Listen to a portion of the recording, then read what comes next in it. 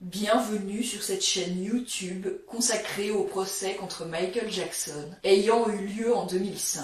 Sur cette chaîne, je résume le procès jour après jour en m'appuyant sur la retranscription du procès venant du tribunal de Santa Maria en Californie. Si vous ne l'avez pas déjà fait, je vous recommande fortement de visionner mes vidéos précédentes afin d'avoir une vision précise du déroulement de ce procès et de prendre connaissance de l'ensemble des informations. Dans la vidéo d'aujourd'hui, je vais résumer le déroulement du procès le 20 mai 2005, 56e jour du procès après la sélection du jury. La journée commence avec la suite du contre-interrogatoire de Lawrence Nimmer. Lawrence Nimmer dit qu'au moment du tournage de la vidéo du test de l'alarme, Joe Marcus était présent et une personne de Neverland du nom de Grace. Il dit qu'on ne lui a pas demandé de filmer la cave à vin, qu'on lui a demandé de filmer le bureau de Michael Jackson, mais qu'il ne l'a pas fait. Il confirme qu'il a pris des décisions subjectives concernant le fait de filmer ou ne pas filmer certaines zones de Neverland. Il dit que la vidéo aurait été beaucoup plus longue s'il avait dû tout filmer, peut-être qu'elle aurait duré des heures. Il dit qu'il n'a pas fait d'évaluation technique du système d'alarme et que ce n'est pas son expertise. La défense rappelle comme témoin Mark Geragos, qui est contre-interrogé par Ron Zonen. Il dit qu'il ne savait pas qu'un représentant de Brad Miller allait être présent pendant l'entretien des Arvizo avec les assistantes sociales du DCFS, ni que cet entretien allait être enregistré. Il dit qu'il n'avait pas donné d'instructions spécifiques à Brad Miller concernant la surveillance des Arvizo. Il dit que la surveillance a duré entre 30 et 35 jours et a commencé après le 7 février 2003. Il dit qu'il ne connaît pas de vidéos de surveillance autres que celles qui ont été saisies dans le bureau de Brad Miller. Il dit que son inquiétude était que les Arvizo fassent une accusation et inventent une histoire mensongère. Il confirme qu'il a su que Janet Arvizo n'avait rien dit de négatif sur Michael Jackson lors de son interview avec Brad Miller, puis avec les assistantes sociales du DCFS. Il dit que Brad Miller avait payé le loyer de Janet Arvizo en avril 2003 pour l'appartement de Soto Street.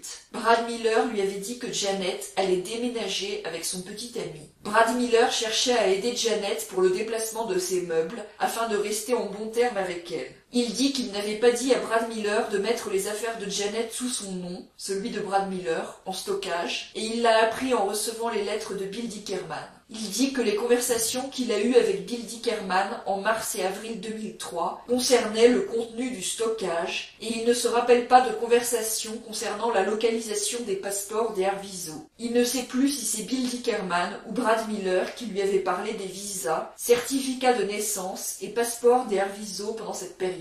Il dit qu'il a su après que Vinny avait les passeports et qu'Assaf, employé de Brad Miller, les a récupérés et transmis à son bureau. Les passeports ont été mis dans une armoire des éléments de preuve de son bureau. Il a ensuite transmis les passeports au tribunal pour le procès. Il dit qu'il n'a pas su pendant les 16 mois où il représentait Michael Jackson que les passeports étaient dans son bureau. Il ne savait pas qui avait réceptionné les passeports à son bureau. Bill Dickerman lui avait apparemment envoyé une lettre le 8 avril 2003, mentionnant notamment les passeports qu'il lui a montrés. Il dit qu'il avait faxé la lettre à Brad Miller en lui disant d'agir. Il dit que certaines lettres qui lui sont montrées n'ont pas d'en-tête et pas de signature et qu'il ne ferait pas confiance en ce que Bill Dickerman dit. Une autre lettre du 9 avril 2003 fait référence au certificat de naissance, visa et passeport des Arvizo. Il dit qu'il a dit à Brad Miller d'envoyer les affaires des Arvizo au bureau de Bill Dickerman. Il dit que les affaires des Arvizo avaient été mises sous le nom de Brad Miller en stockage, car sinon Janet aurait dû payer pour ça, et elle affirmait ne pas avoir d'argent. Il dit qu'il avait dit à Brad Miller de se renseigner pour savoir ce que Amin Mosley faisait avec la vidéo des Arvizo, et c'est pourquoi Brad Miller avait surveillé Hamid Mosley.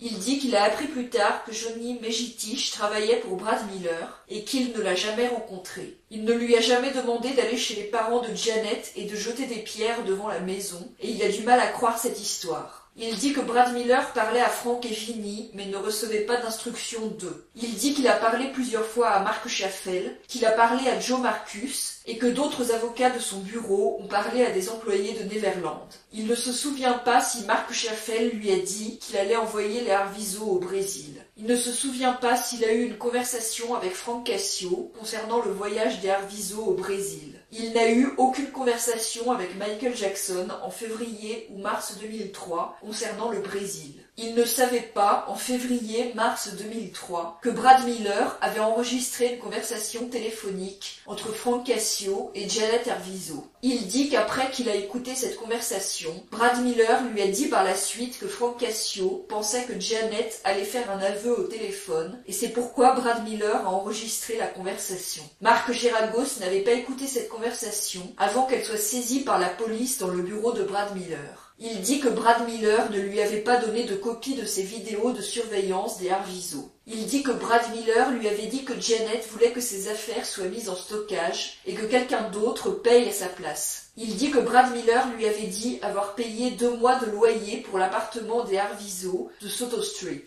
Il dit que Brad Miller ne cherchait pas à cacher où étaient stockées les affaires des Arvizo. Il confirme que son inquiétude était que les Arvizo cherchent à extorquer de l'argent à Michael Jackson, notamment après avoir constaté que Janet avait déposé une plainte civile contre J.C. Penney après avoir été arrêté par la police sur le parking du centre commercial. Il dit qu'il avait dit à Brad Miller de filmer le déménagement des meubles de Janet pour qu'elle ne puisse pas l'accuser de vol ou inventer des possessions qu'elle n'avait pas. Il n'a pas empêché Brad Miller de rendre des services à Janet car il voulait savoir ce qu'elle faisait. Il dit que Brad Miller lui avait dit que Janet pensait qu'elle méritait de l'argent car Michael Jackson était riche et pouvait la payer. Il dit « J'avais peur qu'elle fasse exactement ce qu'elle a fini par faire dans cette affaire, d'aller entre les mains d'un avocat qui la référerait à un psychiatre et soudain nous aurions une fausse accusation. » C'est ici que se termine ce résumé de la journée de procès. Si vous voulez lire la retranscription du procès, vous trouverez le lien de la retranscription sous la vidéo. Si vous appréciez mon travail, je vous encourage à vous abonner, à liker la vidéo et à la partager.